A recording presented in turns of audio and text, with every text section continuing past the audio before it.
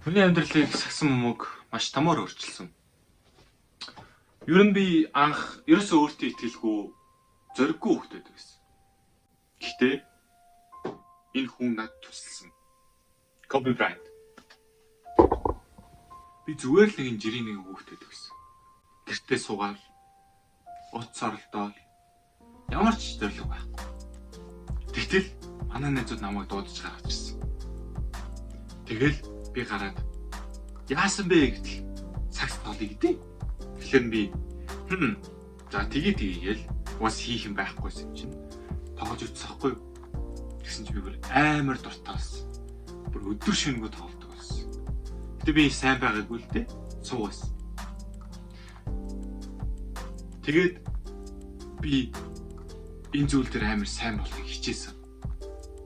Би одоо энэ дэлхийн амар сайн тоглодог хүмүүс яаж тоглолт юм болоо гэдгийг би бүр амар ухаарахыг хичээсэн. Тэгээ би судалж эхлээд бүр найзуудаас хамгийн сайн болоод тэгээд гайхуулмар санагдсан. Тэгээл би шаргуу хөдөлмөрлөж эхэлсэн. Тэр үед би амьдралдаа анх удаа би шаргуу хөдөлмөрлөх юм бол юу ч хийж чаддгийг би ойлгосон. Би өмнө надад ямар ч тийм бодол байгаагүй. Би зүгээр л амьдрахаа амьдрал зүгээр яваад байвал болчих юм шиг санагддаг байсан.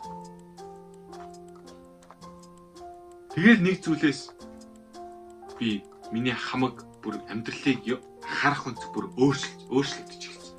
Би бүр амар дуртай болохоо бүр өвлийн хүүтэнд ингээ бэлдэж ингээд тоглолтог байсан ингээ оддоо. Би ихтэй одоо ч гэсэн өөрийгөө гайхдаг.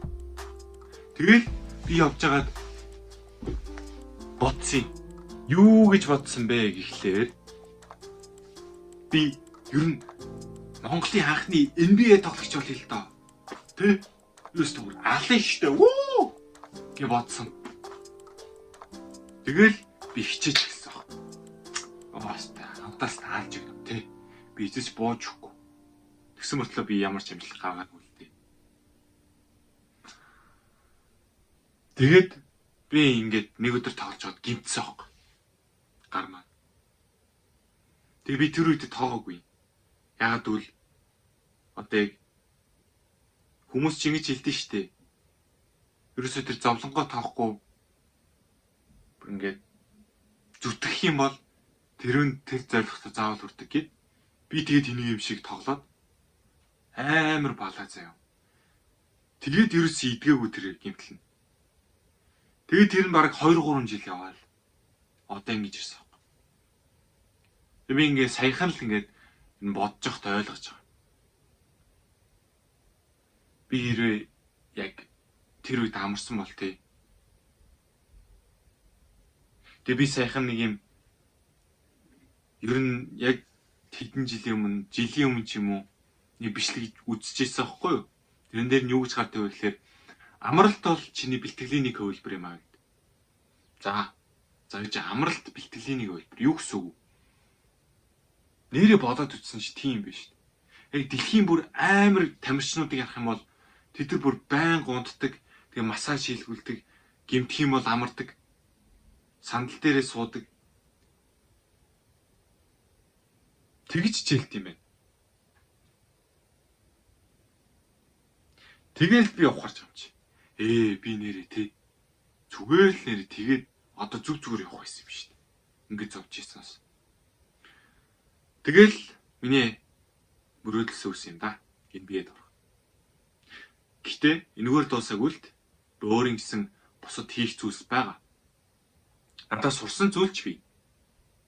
Би сакс тоглоог байсан бол хичээл зүтгэл гэдэг зүйлийг яг өөрийн биеэрээ мэдэхгүй тэгээд хизээч те өөрийн хүрсэн зорилготой бол хүрэх хэрэггүй ч гэж магадгүй. Тэгээд бас яг гимцсний дараа миний ойлгосон зүйл бол чи зарим үед амар удаан явах хэвээр. Чи байнга ер нь бүх зүйл дээр яг эрүүл төгс явна гэж бол байхгүй. Чи заримдаа гимтдэг, заримдаа ундаг, заримдаа бүдэрч унна, заримдаа мэдгүй нэг зүйл сайн байхгүй ч магадгүй. Тэгсэн ч гэсэн чи урагшаа юм.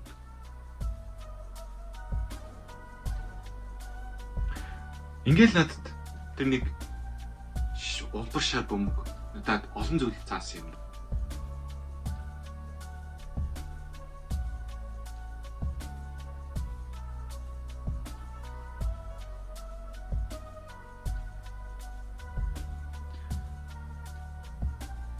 За нэг иймэрхүү байна да. Тэгээд сурсан зүйлээ байвал комент хэсэгт бичээрэй. Таалагдсан бол лайк, subscribe. Тэгээд би дараа сурсан зүйлээ дандаа хэлнэ.